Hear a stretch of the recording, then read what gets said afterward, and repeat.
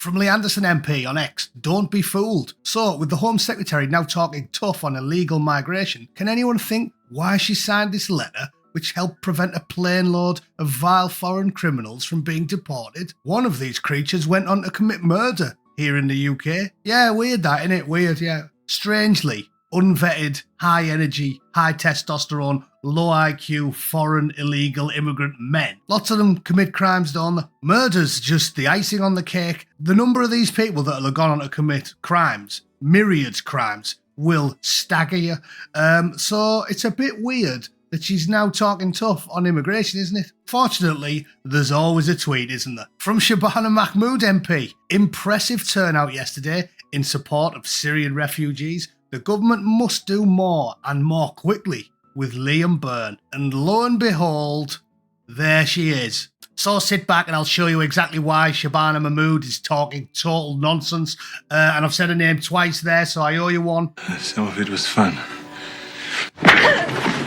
You deserve that, Shabana, you are painfully dishonest. I'm also going to show you some figures from Migration Watch which prove unequivocally that the British government did it all on purpose, out of spite, because you voted for Brexit. The idea obviously being that if they make migration 10 times worse than what you've demanded for the last 25 years after Brexit, well then you'll be daft enough to go, oh, well we better rejoin then, hadn't we? No, we hadn't. In fact, I would suggest the use of another R word. Yeah, not rejoin, retribution.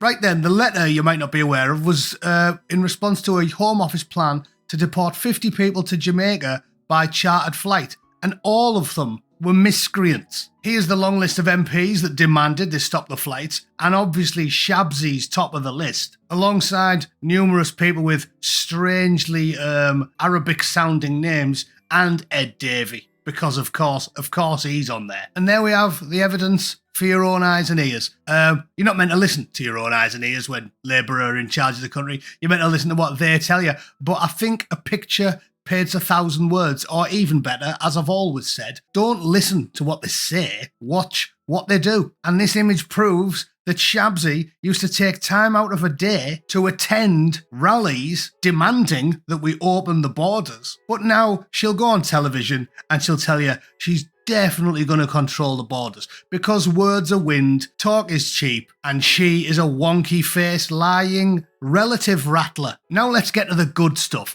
This infographic here is apparently based off ONS statistics from 2025, proving that UK net migration by nationality exploded after Brexit, which was 2020 if you don't remember. And funny old thing, that is the exact time when net migration went through the roof for non-EU migrants on purpose. I did, of course, double check the numbers by going to the Migration Observatory at the University of Oxford, which again would be left-wing biased. So they're obviously going to try and obfuscate as best they can. But even they can't deny the reality, which is right about 2020 there, you can see on the right-hand side, there was a massive spike for estimates of net migration and immigration to the UK. There was a huge dip in 2020 and then it skyrocketed from 2021 right the way up to a peak of 900,000 people in 2023. And it says right here in black and white exactly why. The sharp rise in net migration after Brexit was driven by an increase in non-EU citizens coming to the UK. This followed policy liberalisations made under the Conservative government. For example, it reintroduced a post-study work route which likely made the UK more attractive to international students, opened new humanitarian visa routes for Ukrainians and Hong Kongers, and made care and senior care workers eligible for work visas. At the same time, immigration policy also interacted with other factors unrelated to immigration. UK universities recruited students more actively as their financial situation deteriorated. Social care provided hired migrant workers to fill vacancies caused by low pay or poor working conditions, blah, blah, blah. You get the idea. I think I'll keep that picture up for the finish, right? You don't need to see graphs anymore, do you?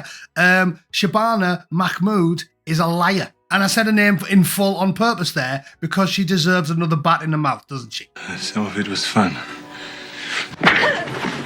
Thank you, Arnold. Your service is duly noted.